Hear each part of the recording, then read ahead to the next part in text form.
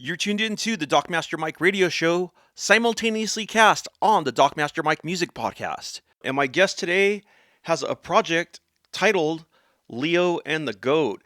Everyone, welcome aboard Raphael Groten. Hey there. Thanks for having me. So let's talk about this project that you have and your album that you've released and give me some background about it. I read a little bit about the story, but I want to hear it from your words. The background, I guess it starts when my son was born, my eldest son. I have two boys. They're in their mid 20s now. Um, when he was born, I started pouring the music into him, probably even before he was born in utero. He was soaking it up, and all my various influences from the many genres that I love and play. And as the years went on, he turned 10 or so, and I started to teach him GarageBand and how to produce his own music. We always enjoyed listening to music and discovering music and sharing music as he grew up. And then he started producing his own stuff in high school. Then one day, as he was getting through college with for a degree in computer science, actually where I went at the University of Vermont, he and I looked at each other and we said, "We have a lot of music. Let's put this together. Let's get the best tracks that we have. Let's embellish them. Maybe put some lyrics on. Um, you have some tracks, Oliver. I have some tracks. Let's make let's make some time and meet regularly in the studio and produce an album." That was over 2 years ago now, and we slowly and steadily brought the music that you're hearing on this record together, just the two of us in the studio. Who's the personnel that's performing with you on the drums and on the bass, and who's performing all the instruments? That would be us. We wrote and performed and engineered, recorded, produced everything together. It was a real treat. Mixed it all. My friend mastered it for us. But other than that, everything you hear is Oliver and myself. The drums, in fact, there are a lot of some live percussion, but you'll also hear set drums and some other electronic percussive sounds, and those are all programmed. We program those drums. So that's uh, actually where a lot of the production time went in making those beats happen, bringing out the feel that a live drummer is playing these. The bass we shared. There's some live bass and electronic bass programmed in. Um, Keyboards he did most of, Oliver, and guitars myself, vocals myself, um, tenor sax myself. That was my first instrument, in fact, the tenor sax. So yeah, this is all our brainchild. There's so many things going on in on your album, and what I did is I went track by track, and this is what I do for a lot of the submissions we get. And I had your whole album, and two songs that really stood out. Actually, the one that really stood out to me was the Regulator, and Mm, I think it's because yeah, of the groove, and it just like hits this pocket, and it's like yeah, boom, boom, boom, boom, boom, boom, and it's mm, just like it just yeah. like I don't know, man. There's some kind of beat with it that just like it's like one of those. It takes me like into being like you're in this like club kind of, but like Uh-huh. it sounds like it's from the streets. Yeah, it's got actually that one's got my partner Rebecca Cotis on violin as well, playing the sort of lead melody um, on the front end and the back end. But it's got that sort of um, jazz funk with a little bit of a Latin flavor, uh, or African style on the drums. When they came out, that was a fun one. Yeah, we did that together. That's a great example of how uh, we came up with various part. I came up with the guitar part first. You can tell it's sort of driving the song, and then we just added the bass, and then we added all the parts as we went. And when the drums hit, we said, "Oh, yeah, we got something here. This is fun."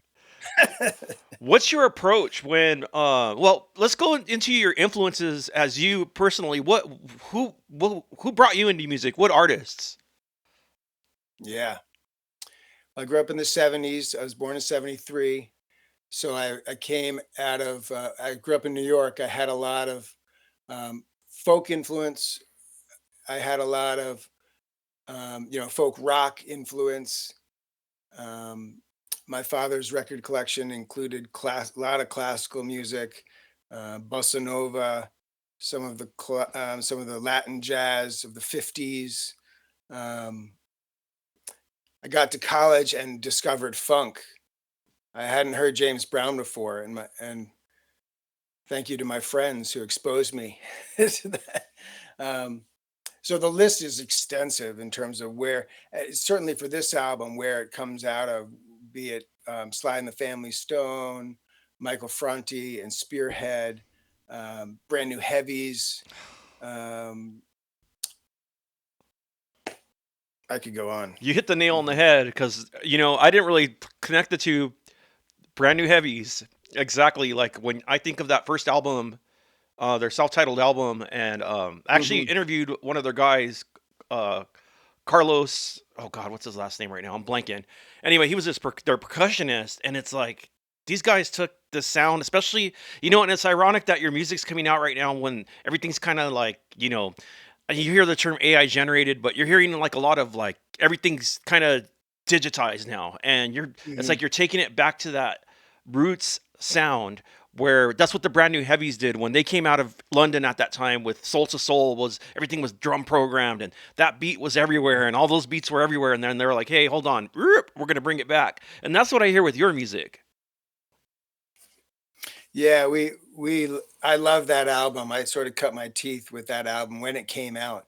I just had a cousin, a younger cousin, say he gave me the CD. I didn't know what it was. He said, "I don't really like this. Maybe you'll like it." And I brought it back to college and listened to that first album, the Brand New Heavies, and um, was blown away. And oh, someone's bringing it. I mean, that was the acid jazz movement. Like they were bringing it back, bringing back the funk.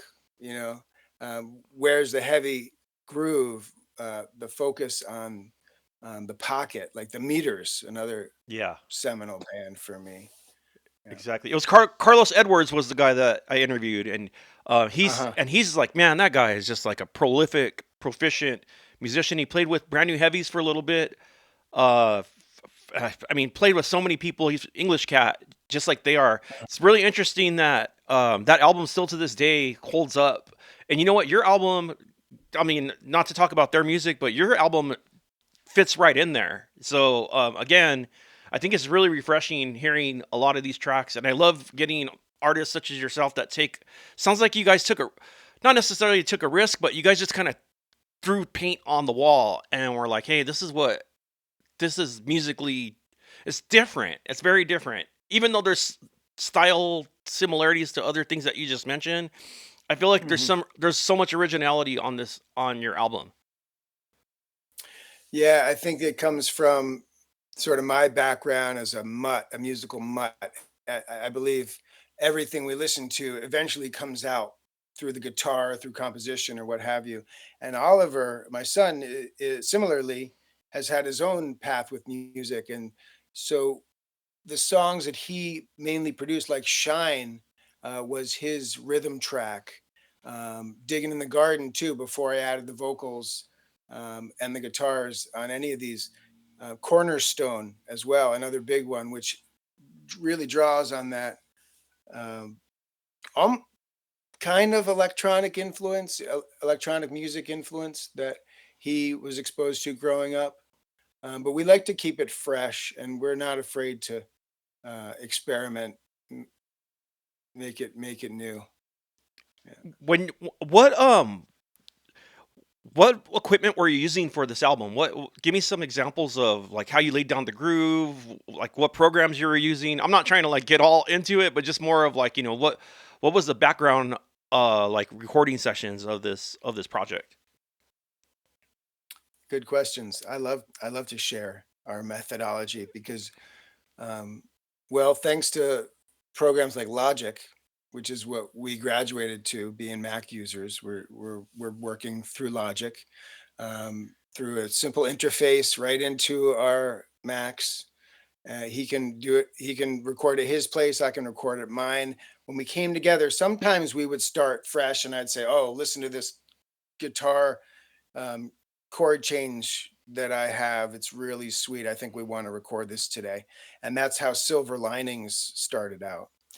Um, and then we would layer on top of that. But we would essentially work in Logic. We'd put down a guitar or keys generally, and put the bass on there live or programmed. Uh, Start programming the drums, add the bells and whistles, congas or percussion, the guitars, multiple guitars, usually just direct into. It's amazing. You can, I mean, just direct into the interface, into the Mac, and then we put all the effects that we want on there to get all the different electric guitar sounds that you hear, other than the wah wah, which I play live.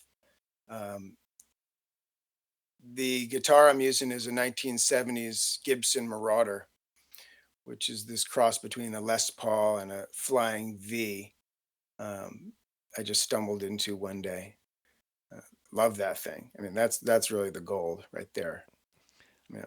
You know what the great thing is that again, like, see, now I'm going back into my old person ways where I'm like, hey, what programs are you using? Where back in the old days, like, you didn't give those kinds of, you know, those kinds of Hey, informations away. It's like, hey, like, you're kind of like giving away your secrets. But realistically, for people that listen or that are listening, there's a lot of people that have no idea of how the processes of recordings go, and having an engineer back in the old days punch you in versus like now you can do it like you said on Logic Pro. And again, people think things are AI that they don't understand. The first thing that comes to someone's mind is they don't understand something is it's like, oh, it's AI. And it's just not true when it comes to artistry. Just like you said, the guitar sound that you had from that 1973 Marauder from that Gibson, how it's a blend. If you're listening, there are guitar tones that people look for specifically for specific sounds. That's why guitar players have multiple guitars and certain things. So again, I'm just trying to give an understanding to the listeners that sometimes I feel like my questions like overshadow what the listener audience can mm, comprehend, so to speak. So anyway, yeah. yeah, You. I just heard, and I heard you say the word styly. So you definitely have some reggae influences in there too. we do. Yeah, I've certainly. I got an album upcoming with my partner that's going to be more conscious pop rock. It's got a little reggae in there. Uh, who wouldn't have Bob Marley as an influence, not just musically, but as a spiritual leader, someone who was leading us to more love and understanding. This is a lot of. If you listen to my lyrics, you'll know. This is a lot of what I am preaching, in a way, preaching in quotes. Yeah. Well, and I think also too, as like a producer and someone that's a writer, like if you don't find your way towards dub, reggae, and not necessarily the skanking guitar, people, if you don't know what skanking guitar is, that's the and I know a lot of reggae songs have that skank guitar. That's what they call it for not you, but the other people. And so when you start hearing grooves such as "Could You Be Loved," that don't really feature a skank, so to speak, or like songs by Aswad that are like more bass driven, or who does a great job of it is Third World. And so when I'm hearing your songs, I get some of those grooves where they're moving. You like it's like and you Yeah. hear the bass lines, and so again, I hear your delivery and just everything, and just talking to you, it you're a true artist. And there's a lot of people that are artists that are like mechanically like savvy, and you're that too. But I just feel like your music, like for me, I don't know why, but it speaks to me. Well, I live in Vermont in this rural setting. I really value not being on the screen and being in nature. I draw a lot of my inspiration from nature. Um, I've been practicing shamanism and sound healing for 25 years nearly. And so a lot of what I'm doing with the music I realized is putting this vibe out. I'm creating this place where folks can go, and that intention of what kind of a place am I creating, right? I'm trying to draw the listener in. I'm not trying. This is what happens. Right? As long as I'm drawing myself in and dancing in the studio, I know it's other people will appreciate it. Not everyone, but so I'm really glad that it speaks to you because in this world that is um, a bit overrun, we're with information. We are humanity that is a little overwhelmed, is my assessment. Even as a musician, gosh, there's so much to discover. I love finding all this new music out there, um, but it can be overwhelming. So we put it out in our humble way, and when it touches people and when it draws them in and they feel good from it, we're doing our job. You know. Yeah, Yeah. absolutely. Is there any plans on taking? Do you do live performances, or are you guys just strictly just doing your first cuts like this? Are you just birthing it in the studio and then going live, or what? What's that about for you guys? Good question. Because in this day and age, we're not on social media either, which is in this day and age, oh, just so we put it out to the wind. I say spirit or God or whatever it is to you. They're my promoter, and they're going to make the connections like you and I here, real conversation. Um, I have recently stopped working with wood after 25 years, and anyone who knows me would know that this is a path that I've been on to be a full time musician. I've been steady releasing albums for the last 10 years, uh, uh, partially under the wing of Will Ackerman of Windham Hill Records. I don't know if you got a chance to dive into any of my acoustic music, but there's 6 or 7 albums out there, as well as a kids album. This is leading to your point. What about the road? Well, I'm also doing a lot of shamanic sound healing offerings in yoga studios and spiritual centers with my partner, Rebecca, guitar, violin, and all of our instruments of sound that you might know, like the gong and crystal bowls and bells and um, chimes and number of flutes. I have a solo flute album out there too, if you haven't heard that and you're looking for something very meditative. Um, Recently, we decided to tour. We sold the carpenter's truck. We sold the little Subaru, and we got a van like a normal family van to tour across the country. Actually, we're planning to make it to California sometime this winter, so definitely have to be in touch. Well, Um, it's funny because we've been looking for a van, but not like gosh, the good vans, they just stopped making them. Have you noticed that? It's like to find a good van, like there was a Ford Transit Connect. They stopped making that in yeah, 2023. The Dodge Transit City or something like that, they stopped making that one. It's like, why is it the good compact ones that have all the room? Anyway, you just got me on a whole different subject. we looked long and hard, and those transits are loud.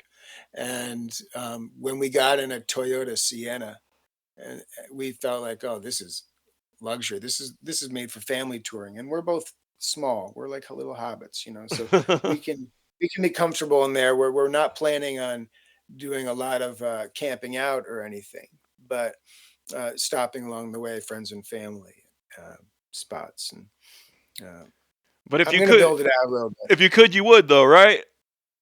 Well, yeah, we will, but we have these instruments too, and the strings especially don't like to be in cold weather. Um, mhm. Especially the Exactly. violin. Especially like in Yeah. the freezing cold, and then you have like the temperature issues. You have the humidity. Oh man, if you're in Vermont, I mean, I was in Washington. It's almost like we're on the same longitude line where you guys have apples up there and we have apples up there, and you have to put those bags in your house during the winter. You know what I'm talking about? And it's like, wait, how Yeah. are these full of water already? Yeah. It's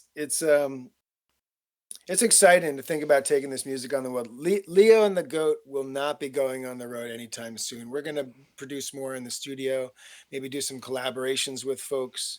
Um, Rebecca and I are working on our next album, our next project, which sort of diverges further, like I was saying, into this pop rock, all vocal songs, big band. I'm feeling like R&B, soul, folk rock, sort of Cat Stevens, Van Morrison, Pink Floyd, Led Zeppelin, sort of sort of thing with a little funkadelic thrown in.